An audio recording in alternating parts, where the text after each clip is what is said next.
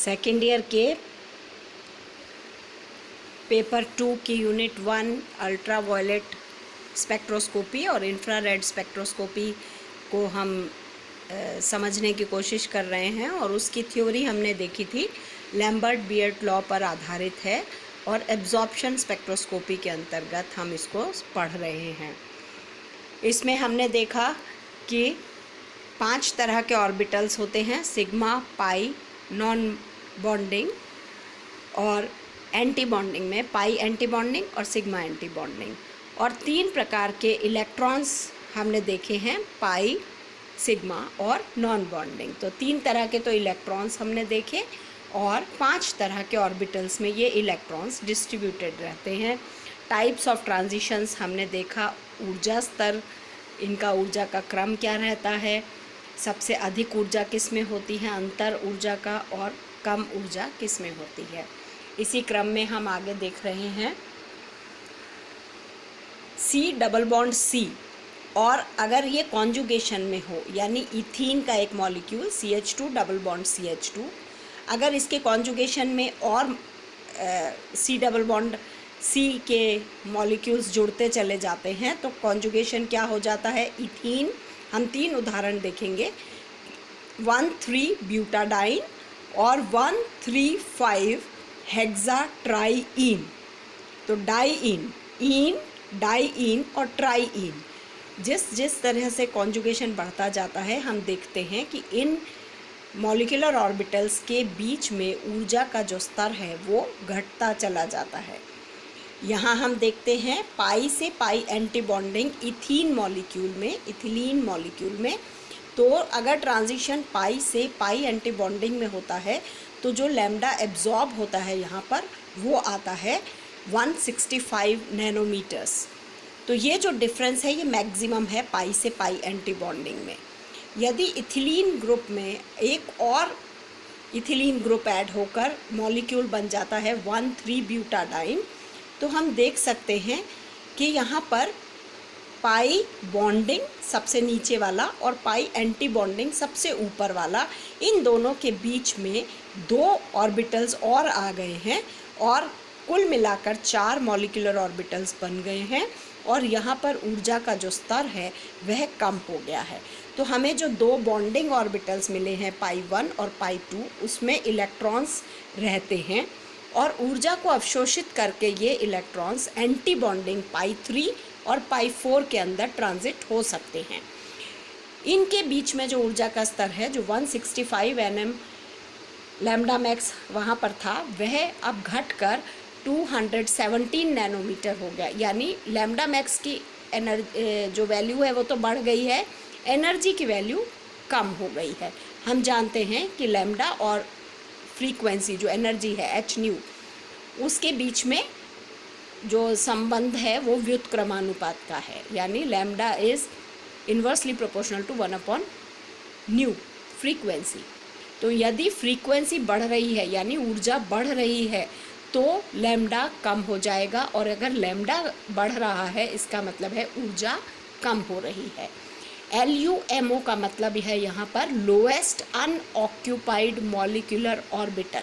Lowest unoccupied यानी सबसे निचले स्तर का खाली मॉलिक्यूलर ऑर्बिटल कौन सा है, जो कि यहाँ पर पाई 3 है।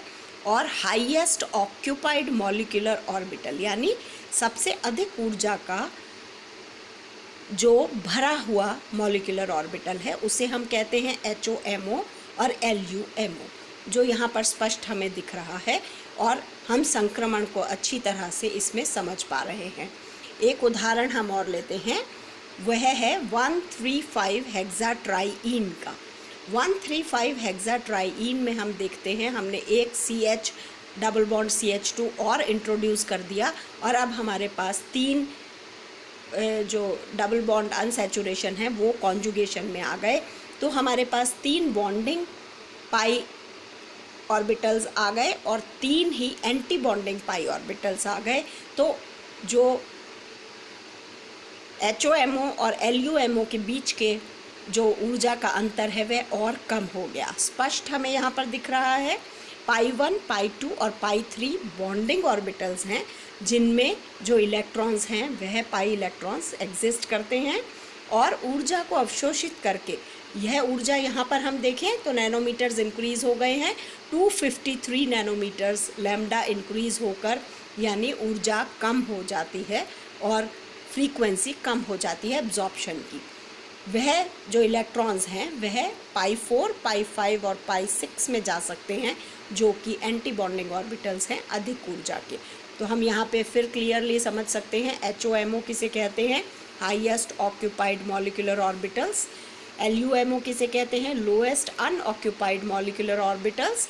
और ट्रांजिशन किसे कहते हैं, पाई से पाई एंटी बॉन्डिंग में जाना, यानी बॉन्डिंग से एंटी बॉन्डिंग में जाते हुए जब इलेक्ट्रॉन ऊर्जा का अवशोषण करता है वह हमें रिकॉर्डर में रिकॉर्ड के थ्रू प्राप्त होता है और एक स्पेक्ट्रा के रूप में प्राप्त होता है। तो इनको हम पढ़कर UV स्पेक्ट्रोस्कोपी को समझते हैं और एनालाइज करते हैं। और UV स्पेक्ट्रोस्कोपी अणुओं की संरचना को ज्ञात करने में बहुत उपयोगी सिद्ध होती है। हमें बताती है कि अनसैचुरेशन उस मॉलिक्यूल में उपस्थित है अथवा अनुपस्थित है, कॉन्जुगेशन उपस्थित है अथवा अनुपस्थित है। साथ ही पाई ऑर्बिटल्स, यानी जो टाइप ऑफ इलेक्ट्रॉन्स हैं ट्रांजिशन में, वो पाई हैं या नॉन बॉन्डिंग है। तो हमें इसके बारे में सारी सूचनाएं प्राप्त होती हैं। अब हम इसे और समझते हैं। HOMO और LUMO हम इसे अच्छी तरह से समझ गए हैं क्या होता है। और क्वांटिटी जैसे जैसे कॉन्जुगेशन की इंक्रीज़ होती है, लैम्डा मैक्स भी इंक्रीज़ होता है। ये क्या होते हैं, यहाँ पर हम इसे और चित्र के माध्यम से समझते हैं। हमने देखा ब्यूटाडाइन का हम उदाहरण लेते हैं, 1,3 ब्यूटाडाइन। तो यहाँ हम देख सकते हैं 4 सेंटर्स हैं, कार्बन 1, कार्बन 2, कार्बन 3, कार्बन 4।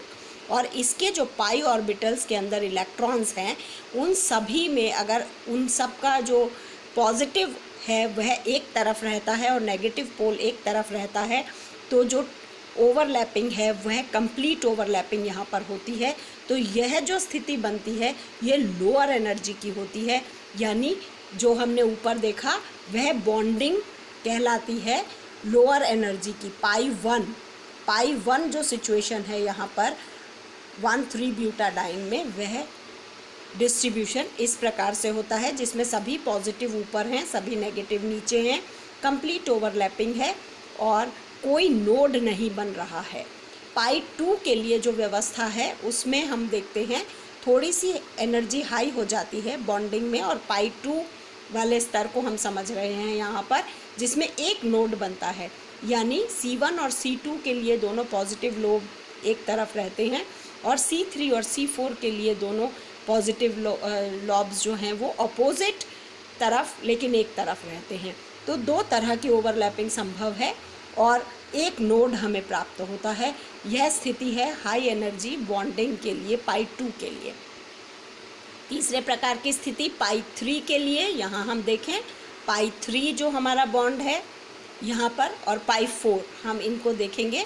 तो पाई 3 और पाई 4 में हम देखते हैं, पाई 3 में हमें 2 नोड्स प्राप्त हो रहे हैं, क्योंकि जो बीच वाले C2 और C3 कार्बन हैं उनका जो पॉजिटिव है वो एक तरफ है, यानी उनमें कंप्लीट ओवरलैपिंग है।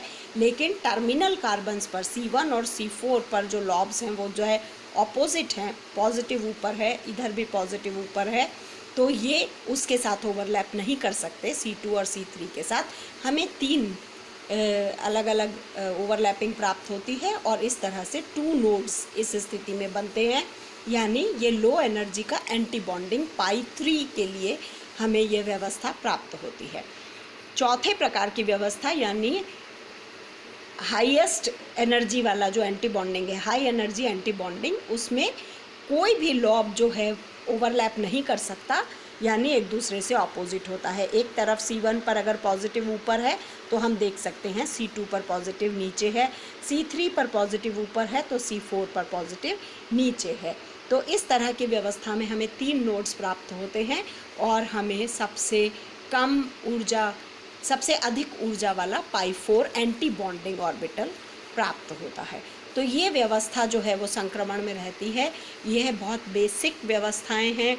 मॉलिक्यूलर ऑर्बिटल थ्योरी का डिस्ट्रीब्यूशन, लॉब्स का डिस्ट्रीब्यूशन, एनर्जी का डिस्ट्रीब्यूशन, संक्रमण किस प्रकार से होता है और ऊर्जाओं में क्या अंतर होता है, इन सभी को कॉन्सेप्ट्स में समझना बहुत आवश्यक है, क्योंकि यह बेसिक चीज़ हमें आगे तक काम आएगी।